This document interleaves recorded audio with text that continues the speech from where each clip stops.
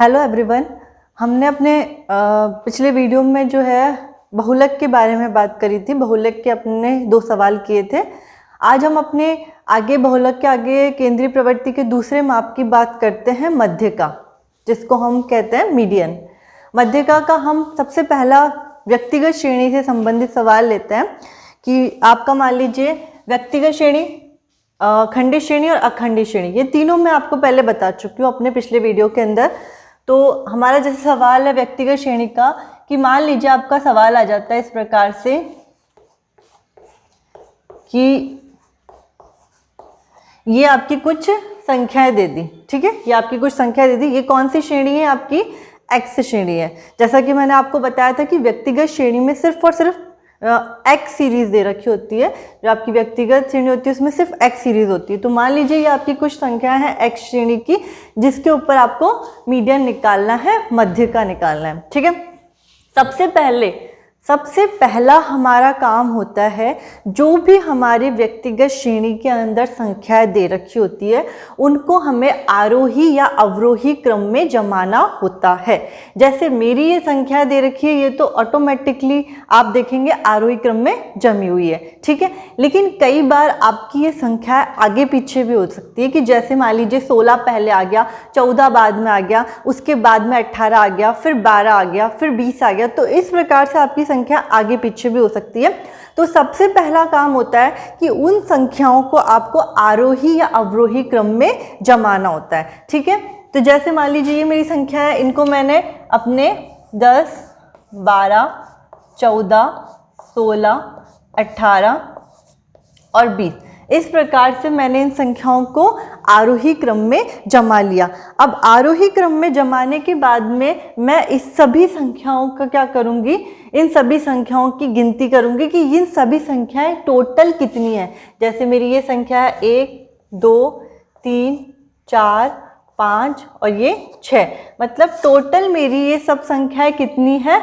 6 संख्याएं हैं। आपकी और भी बहुत सारी दी जा सकती है। मान लीजिए आपकी 8 संख्याएं भी दी जा सकती है, 10 भी दी जा सकती है, 20 भी दी जा सकती है, जितनी भी दी जा सकती है। तो उनकी आपको क्या करनी है?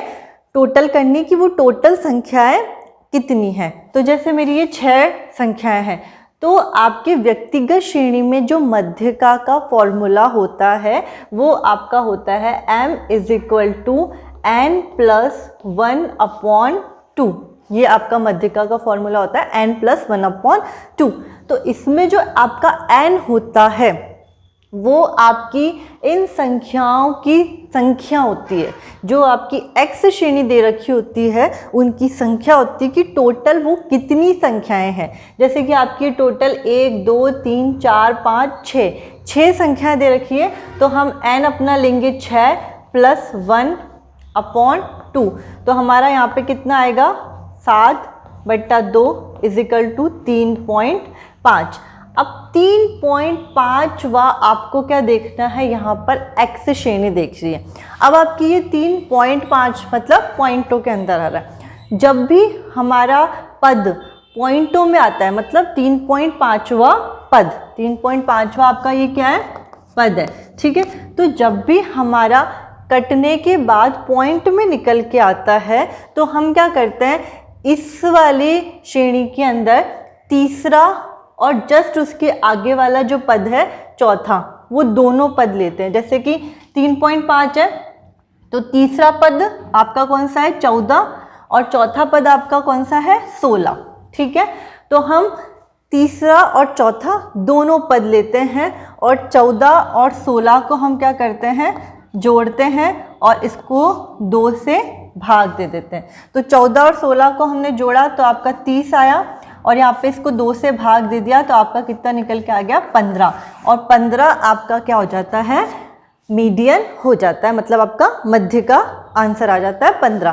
तो आप जब भी व्यक्तिगत श्रेणी में किसी सवाल को कर रहे हैं मध्यका के, तो अगर पॉइंटों में आता है तो इस प्रकार से हम करते हैं।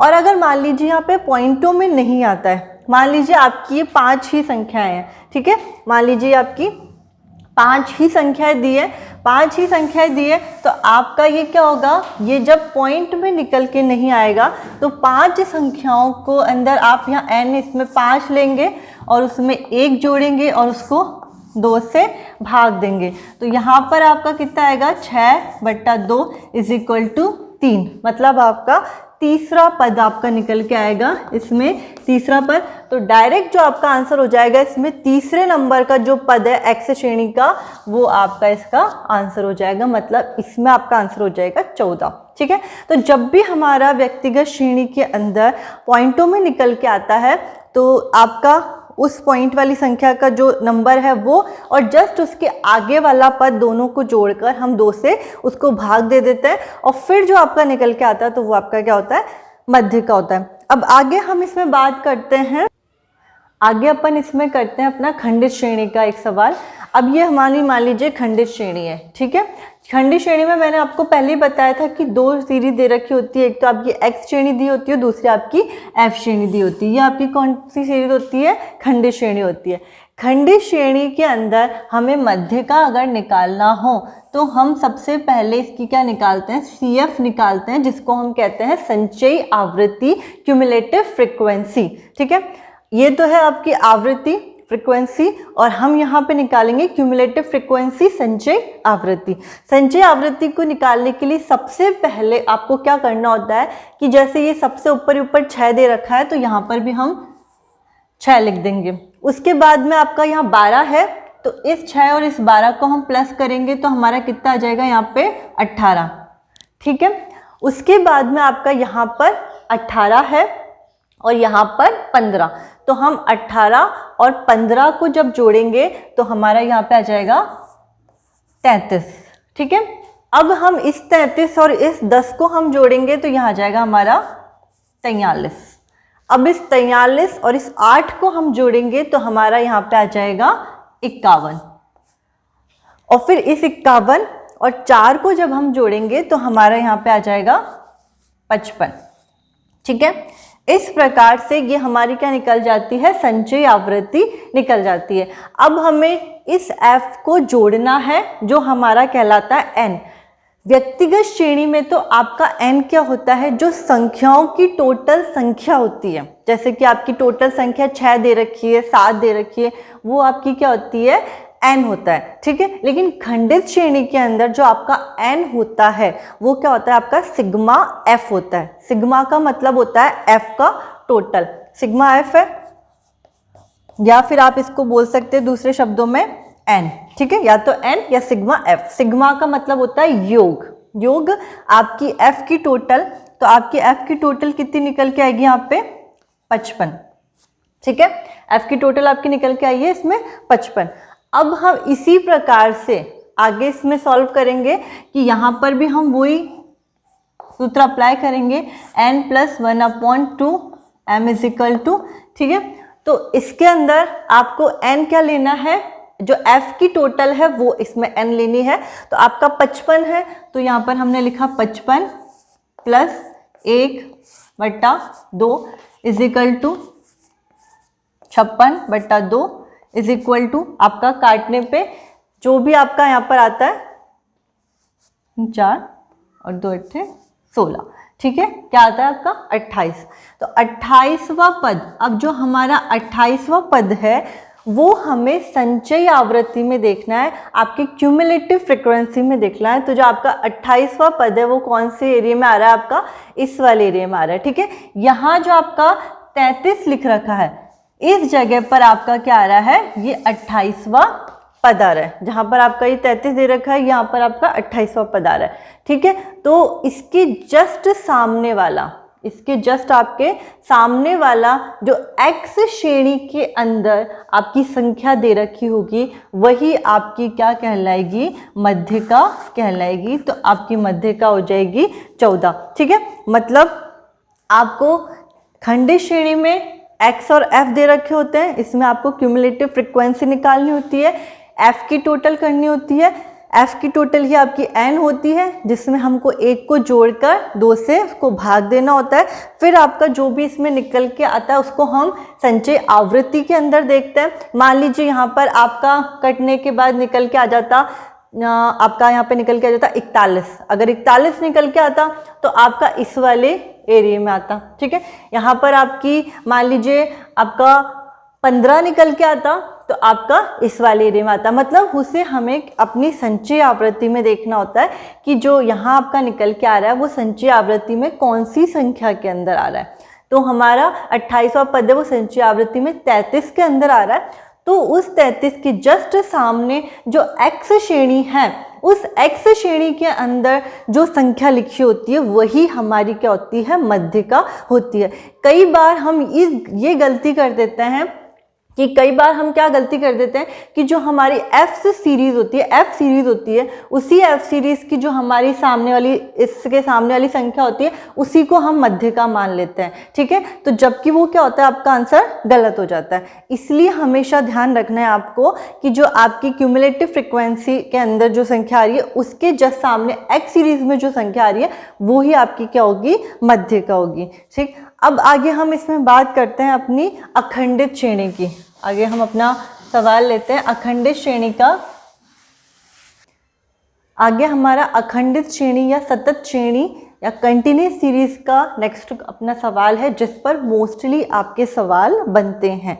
आपके एग्ज़ाम्स हैं या कॉम्पिटिशन्स पेपर्स हैं, तो आपके जो प्रैक्टिकल पेपर्स भी हैं उनमें जो आपके सवाल बनते हैं जनरली वो आपके अखंडित श्रेणी पर ही बनते हैं, ठीक है। तो हम अखंडित श्रेणी की बात करेंगे मध्यिका में कि अखंडित श्रेणी से हमें जब मध्यिका निकालना होता है तो हमें कैसे निकालते हैं।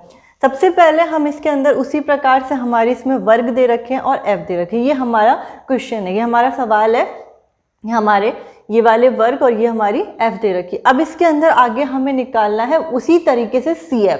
जैसे हमने खंडित श्रेणी में CF निकाली है, बिल्कुल वैसे ही हमें इसमें भी क्या निकालनी है, CF निकालनी है।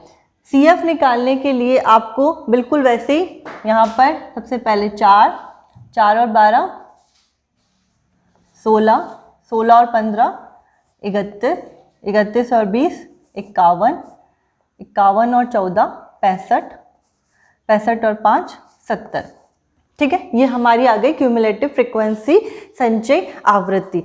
अब आगे हम इसके अंदर अपनी संचयी आवृत्ति में उसी तरीके से f की टोटल करेंगे। हम यहाँ पर क्या करेंगे, f की टोटल करेंगे, ठीक है, जैसे हमने खंडित श्रेणी में करी थी बिल्कुल वैसे ही।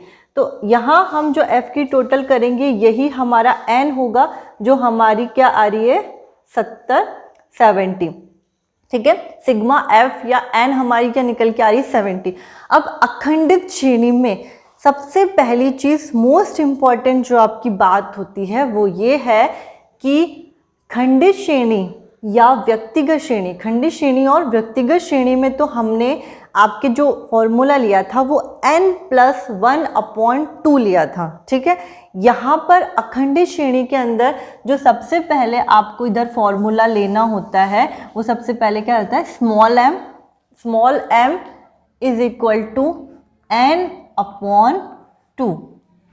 यहाँ पर आपको इस फॉर्मूले को सबसे पहले अप्लाई करना है स्मॉल m लेने के लिए, ठीक है। मतलब आप इस चीज़ को एकदम दिमाग में ध्यान रख लीजिए कि खंडित श्रेणी और व्यक्तिगत श्रेणी में हमें n+1/2 लेना होता है, जबकि अखंडित श्रेणी में हमें स्मॉल m निकालने के लिए n/2 लेना होता है, ठीक है। इसी प्रकार से आपकी ये जो n है सिग्मा f जो दे रखी है, यहाँ पर हम इसको ले लेंगे 70/2, 70/2। जब हम 70 में 2 को डिवाइड करेंगे, भाग देंगे, तो हमारा यहाँ पे निकल के आ जाएगा 35, ठीक है। तो जो आपका 35 है ये क्या है, स्मॉल m है। अब हमें आगे इसमें मध्यिका निकालनी है। आगे हमें इसमें निकालना क्या है, कैपिटल M निकालना है। आपको मैंने पहले बताया है कि जो मध्यिका है उसका जो मूलाक्षर होता है वो कैपिटल M होता है। मध्यिका का मूलाक्षर क्या होता है, कैपिटल M होता है। मैंने आपको बहुलक का मूलाक्षर बताया था कि आपकी जो बहुलक का मूलाक्षर है वो कैपिटल Z होता है। इसी प्रकार से जो मध्यिका है इसका जो मूलाक्षर होता है वो क्या होता है, आपका कैपिटल M से रिप्रेजेंट होता है आपके मध्यिका का मूलाक्षर, ठीक है। यहाँ स्मॉल m निकल के आए। अब हम इसमें आगे अपना फॉर्मूला लेंगे, जो आपका फॉर्मूला आएगा मध्यिका का, अखंडित श्रेणी का, m is equal to L1 + I/f m - C. ये आपका क्या है, मध्यिका का फॉर्मूला है। बिल्कुल इस फॉर्मूले में बिल्कुल वैसे ही जैसे हमने बहुलक में किया था। L1 क्या होती है आपकी निम्न सीमा, I होता है आपका इंटरवल, ठीक है, वर्गों का अंतराल, F होती है आपकी जो वर्ग है, मध्य का वर्ग है, उसकी आवृत्ति, M है आपका स्मॉल m मैंने जो यहाँ निकाला है, और -C है जो आपका संचयी आवृत्ति अभी आएगी उसकी जस्ट ऊपर वाली आवृत्ति। अब देखिए आप ये 35, ठीक है, 35 आपका स्मॉल m आ रहा है। इस 35 को हम इस क्यूमुलेटिव फ्रिक्वेंसी संचयी आवृत्ति में देखेंगे तो संचयी आवृत्ति में जो 35 है वो आपके इस 51 के अंदर आ रही है। किस में आ रही है, आपके इस 51 में आ रही है, ठीक है। 31 से ऊपर है, ठीक है, 31 से ऊपर है आपकी 35, और ये किस में आ रही है, आपकी 51 के अंदर आ रही है, मतलब 51 के अंदर आ रही है आपकी। तो यहाँ जो आपका मध्य का वर्ग है वो कौन सा है, 45 से 60 का। आपका मध्य का वर्ग क्या निकल के आया है, 45 से 60। ये आपका मध्य का वर्ग निकल के आए। मध्य का वर्ग कैसे निकलेगा, जो आपका स्मॉल m निकल के आएगा उस स्मॉल m को हम अपनी क्यूमुलेटिव फ्रिक्वेंसी में देखेंगे। क्यूमुलेटिव फ्रिक्वेंसी के जस्ट सामने वाला जो वर्ग होगा वही आपका मध्य का वर्ग कहलाएगा। उसको हम इस फॉर्मूले के अंदर पुटअप करेंगे, जिसमें हम सबसे पहले अपने मध्य का वर्ग की निम्न सीमा लेंगे। जैसा कि मैंने बहुलक में भी बताया था आपको, आपकी जो वर्ग की निम्न सीमा होती है वो ये वाली होती है, जो यहाँ पे 45 दे रखी है, 45 दे रखी है। मध्य का वर्ग की उच्च सीमा आपकी 60 है, मतलब 60 है, ठीक है। तो हमें इसमें निम्न सीमा लेनी है आपकी, तो निम्न सीमा यहाँ पर आपकी आ जाएगी 45, 45 प्लस आपका जो इंटरवल है, आप इस सारे वर्गों को देखेंगे तो इसमें आपको 15-15 का इंटरवल दिखेगा। जैसे 0 से 15, 15 से 30, 30 से 45, 45 से 60, 60 से 75, 75 से 90। इसमें आपको क्या दिख रहा है, 15-15 का इंटरवल दिख रहा है, आपको 15-15 का अंतराल दिख रहा है। तो हम यहाँ पर जो अपना I है वो कितना लेंगे, यहाँ पर 15 हमारा I लेंगे, ठीक है। अब जो हमारी फ्रिक्वेंसी होगी, हमारी आवृत्ति है, वो क्या होगी, अपनी जो मध्य का वर्ग के जस्ट सामने वाली जो आपकी आवृत्ति है, जो यहाँ पे दे रखी है 20 दे रखी है, इस 20 को हम यहाँ पर ले लेंगे F में, ठीक है। उसके बाद में आपकी जो m है, स्मॉल m है, वो क्या दे रखा है यहाँ पर 35। स्मॉल m कितना है आपका यहाँ पर 35, माइनस जो आपका c है, माइनस c क्या होगा आपका, जो आपकी संचयी आवृत्ति है, जो आपकी क्यूमुलेटिव फ्रिक्वेंसी है मध्य का वर्ग की, उस मध्य का वर्ग की क्यूमुलेटिव फ्रिक्वेंसी के जस्ट ऊपर वाली जो संचयी आवृत्ति होगी, जो यहाँ पर आपकी दे रखी है 31, तो ये आपकी क्या होगी, सी होगी। तो यहाँ पर हम लिख देंगे 31।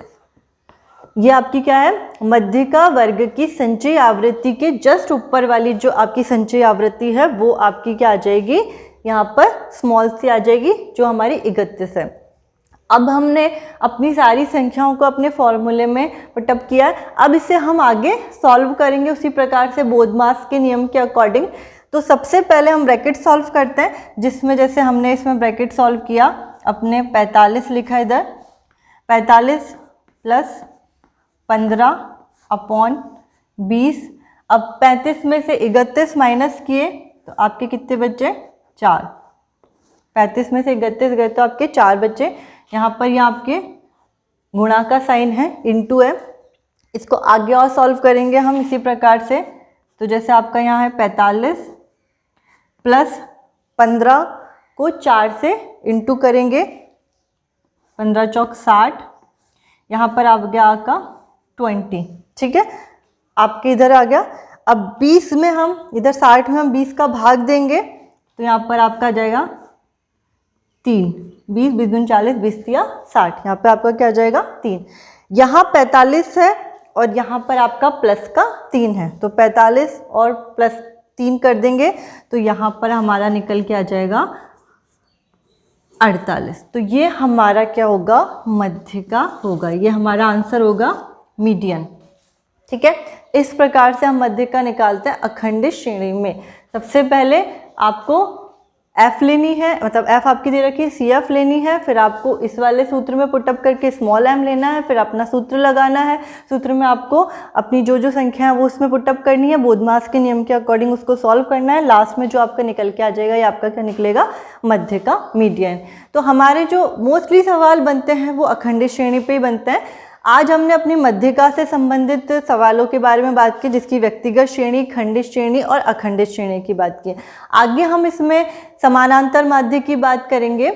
और आपको अगर ये वीडियो अच्छा लगा है तो इसे ज़्यादा से ज़्यादा लाइक कीजिए, शेयर कीजिए, सब्सक्राइब कीजिए। आप इस चैनल पर अगर नए हैं तो इसे ज़रूर सब्सक्राइब कीजिए। और आप अगर मेरे ज्योग्राफी से रिलेटेड या स्केल से रिलेटेड, स्केल ले लीजिए आप, ज्योग्राफी के इंडिया वाला पोर्शन ले लीजिए आप, बहुलक ले लीजिए, वितरण मानचित्र ले लीजिए, इनसे संबंधित अगर जानकारी चाहते हैं तो आप इस चैनल की प्लेलिस्ट में जाइए और उस प्लेलिस्ट के अंदर आपको ज्योग्राफी से रिलेटेड जो वीडियो वो मिल जाएंगे। तो आप इसे लाइक कीजिए,